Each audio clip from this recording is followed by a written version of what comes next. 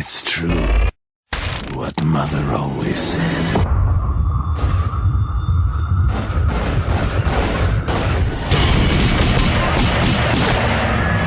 Life is wasted on the living. We're talking about F.E.A.R 3 here today on the No. Bar. No, we're not. We're not? You mispronounced it. It's F.E.A.R. F.E.A.R, yeah. Yeah. F.E.A.R 3. A.R. F.E.A.R. Okay. All right, ladies and gentlemen, we're talking about F.E.A.R here today on the Loading Bar.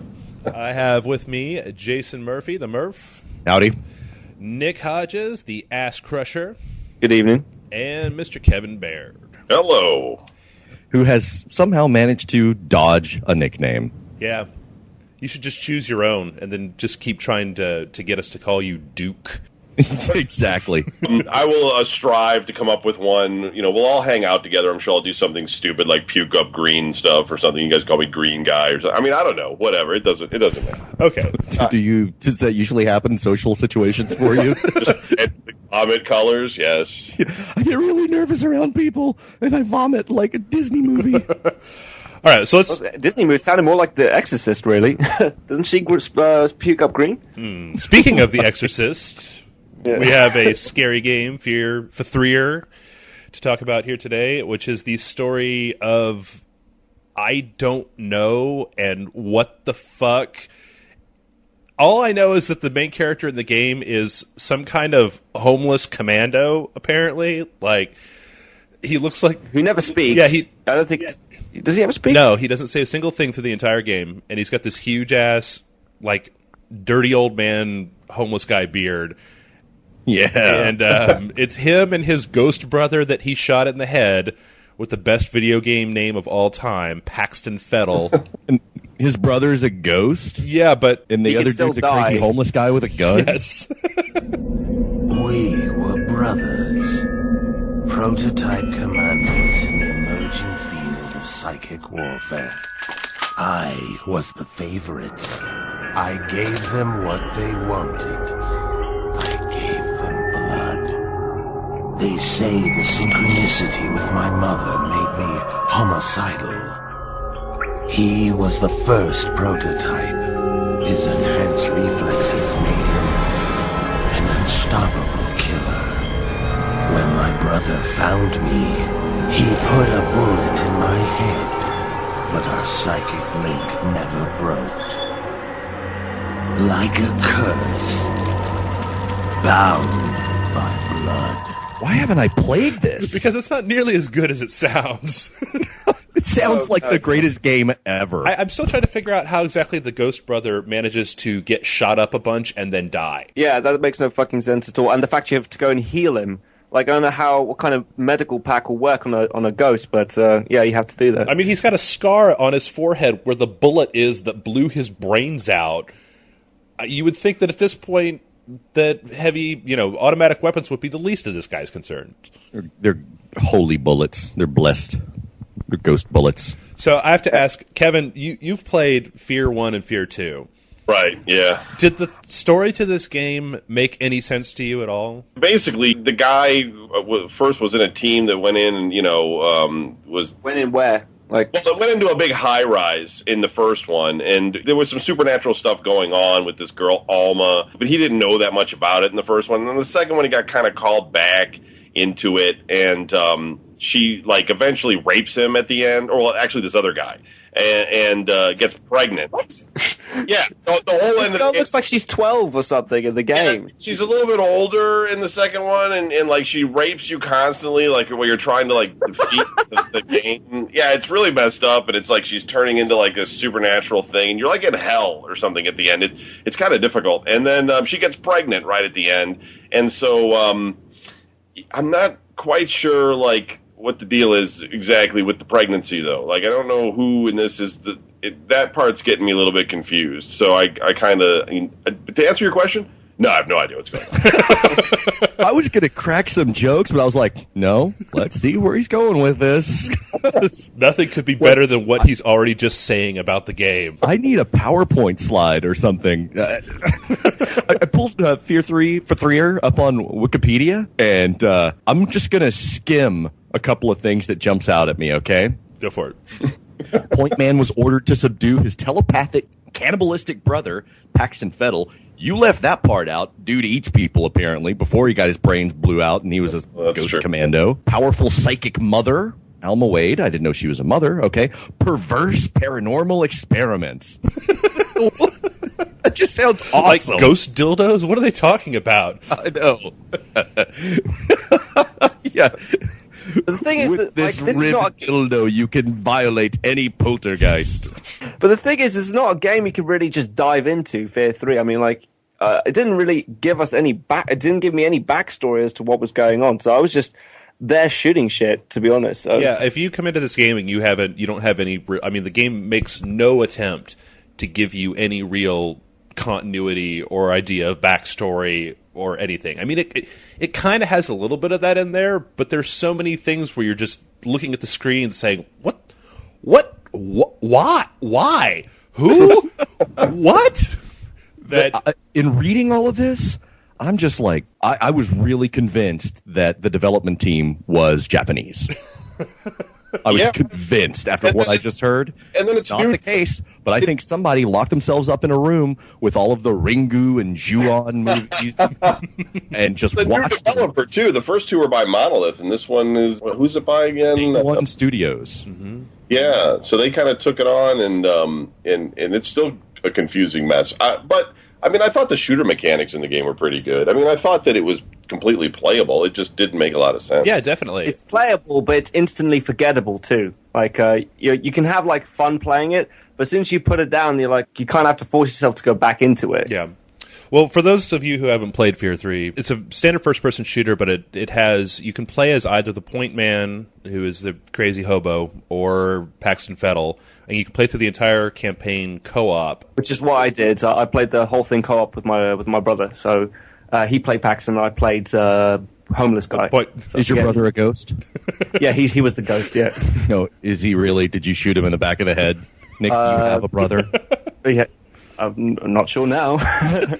And basically, the only mechanics that kind of stand out, it's got that Killzone 3 kind of first-person cover system, and the Point Man is able to slow down time. Paxton Fettel is able to inhabit other people's bodies. Outside of that, like inhabit people's bodies, or are we talking about perverse paranormal stuff? Like, go inside people's bodies, if you know what I mean. Wink, wink, nudge, nudge. Well, he possesses people, and he can blow people up as well, I think, so... So that's kind of cool. not quite as perverse as you may have originally been led to believe. Now I'm just disappointed. Yeah. Got rapey cannibal ghosts. Yeah. They didn't all of a sudden turn into like Bone Town or something. I mean, it was pretty much straightforward. In fact, I found this one to be a little bit not as scary as the other ones. Not that they were really scary. I mean, it seemed pretty toned down to me. It was mostly just a straightforward shooter. You know, I mean, it didn't have a lot of scares or anything in it. Oh, there's no scares in this. I'm going to rooms like, you could shove as much red shit on the wall for blood as you can. It's not scaring me. You know, that's all they did. Like, write some, like, crazy, pictures on the wall and have blood on it. Like, there was no real scary bits to it. And that's interesting because two of the guys behind this, and actually it probably explains a lot and why it's not scary, but two of the guys that the developers brought on to help was John Carpenter, the guy that did The Thing and Halloween and the original Fog and some of the greatest horror films ever made, and also some of the worst, like Ghosts of Mars. He hasn't made a good movie in like 30 years, 20 years, not 30. And also Steve Niles, the guy who, renowned comic book writer, created 30 Days of Night, Freaks of the Heartland, and stuff like that. Steve Niles, he's still got his mojo. He's a young guy, and he's still writing some good stuff. John Carpenter, don't know what the hell happened to that guy. He just lost it. Not sure either, but these guys are famous for creating atmosphere, and that's what makes a game or a film scary. I'm too concerned with guys trying to shoot me in the face to look in the corner, see some blood dripping up to the ceiling, you know? Yeah. Spooky ghost. I'm getting shot at, okay? Well, whatever. I'll look at that later, all right? Boo somewhere else. Plus, the other problem that I had with that was that all of the supernatural shit in the game comes from Alma, who is apparently the mother of Paxton Fettel and the Point Man, which is established very early on. And so she keeps showing up staring at you, but it's just like, what? What are you going to do? Like, I didn't do anything to you. Did I not what do you clean want my from room? me? Yeah. She's just probably checking in on your progress to see how well you're doing. It's like, oh, okay, so you're on level 4 right now. Okay, I'll see you level 9. Yeah. Yeah, I mean, it's like what you're saying is true. It's like if you were storming the beaches at Normandy or something, and you just jump off and there's like creepy Alma, you just hit her in the head with the butt of your gun. You're trying to run for cover. I don't care about a ghost right now. There's so much shit going on in the game, and most of the time when they do show her, it's not even like she's a monster or anything. It's just a little scared kid, and I mean, I don't know. It didn't really do it for me that way. But again, as a shooter, it holds up all right. I mean, that also brings up a pretty good point. It was something that I thought that we touched on a little bit with Dead Space 2, where when you're mowing down hundreds of soldiers and you're just a murder machine, you could slow down time and do a jump kick off of stuff. The paranormal isn't really that scary anymore. You're like, I've murdered every living thing for the last 4 hours. I don't care about zombies. Bring them. No, you're not scared at all because how many people you're killing. But it's just I just don't understand what is going on at some points in the game. Yeah, definitely. I think that one of the things this game did that I actually really liked was it's something that we've seen in a few games like Uncharted and it was actually in Hunted, where the game kind of gives you a set of mini objectives or like trophies that you can get, trophies, achievements, whatever, inside of an individual level, like kill 20 guys with a certain gun or slow down time for a certain number of minutes, all of which contributes to a bar that lets you level up and become more and more powerful. So it really gives you an incentive to not just sit behind the same box and shoot guys with the same gun over and over again, to really switch stuff up and try new things, which, I mean, I think for me made what could have been a very mediocre game a lot more fun in just kind of the basics of playing it. And so you played it as single player. Like when I was playing with my brother, was pretty quick. It was really, really easy. The fact that we were both there killing on like 70 soldiers coming towards us. Like, what was it like? Because you played as Point Man and Paxton. What was like the biggest differences for you? Well, they play completely differently, because Point Man, you're able to slow down time. So basically, you just get yourself into a good position, and then you slow down time, do a bunch of headshots, and move on in the level. Whereas with Paxton, because he's got the ability to inhabit other soldiers, and there are a lot of those little mini achievements for doing that and killing with a certain weapons and things like that, you end up being a little bit more balls out, because there's a meter that runs down on Paxton when he's inhabiting a body, and if it gets all the way down, the body explodes, and you're just done. But if you kill other people, you can pick up these little ghost mouth things that hover over their bodies. Nice, yeah. And that like recharges your little spooky meter or whatever. Yeah. But there is a little bit of diversity in the game. Like, I think there are a couple of times where you could jump into like a mech or something. That's like a nice change of pace, but really it's just a run gun kind of shooter. Yeah. I mean, it's definitely kind of just straightforward first-person action game. It's got enough twists in it to keep you playing. I mean, to keep your attention going till the end of the game. But I don't really know if I'll ever pick it back up again in the future. I mean, I played it a little bit with the Paxton Fettel, but I don't know if I would ever come back to it. Kevin, what do you think? I liked it, but like I just kind of straight up shooter game. I mean, I tend to like these kinds of games. I don't really care too much about the crazy story. I mean, it'd be cool if it was better, but I didn't really, I didn't have that much of a complaint with it. I liked that it was co-op. I didn't get all the way through it, though now Nick's tempted me with this talk of mechs, so I don't know. I guess I'm gonna have to sit down and get all the way through it. But I do like, the fact that it has that co-op. But I heard it's a little bit short. Did you guys get all the way through? Was it too short for you? It wasn't too short. I felt like it was the right kind of duration for a first-person shooter. So I think it was about 6 hours, 7 hours. Yeah, that was about how long it took me. 6-7 hours, something like that. Guys, what would you give this game? I'd give it a rental, really. Like, wasn't that impressed with it. I mean, like, I think the best thing about it is the fact that you can play it co-op and you can play it with a mate or something like that. But other than that, I wouldn't see any reason to return to it. So yeah, I'd give it a rental. Okay, Kevin. Yeah, I give it a rental too. I mean, it's got some interesting multiplayer type modes, like that run like hell mode and things like that look pretty interesting, where everybody has to try to run away or they get killed. Yeah, I think with 6 hours of gameplay, if that's what you guys were saying, why would you pay full price for it. Doesn't make any sense. So. Yeah, I mean, I think I would probably give it more of a low buy. Like, I mean, if you can find it on sale somewhere, because I think there's quite a bit here, especially if you're into this franchise. It's pretty much a no-brainer. But I mean, the multiplayer has some legs. There's definitely an opportunity to go back through and play it multiple times in single player if you're the kind of person who wants to get, like, you know, all the trophies, all the achievements, that sort of thing.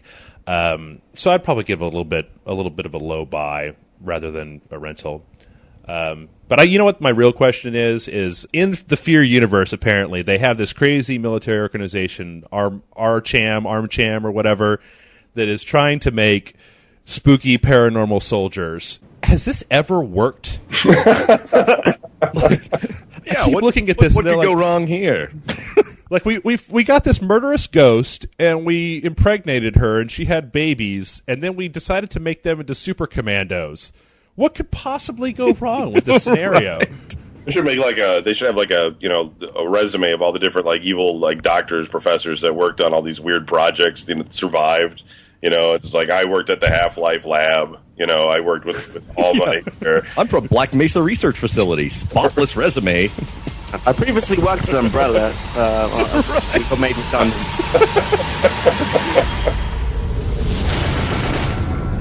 Shame on you, wrecking the man's home like that. When it comes to death, it's better to give than receive.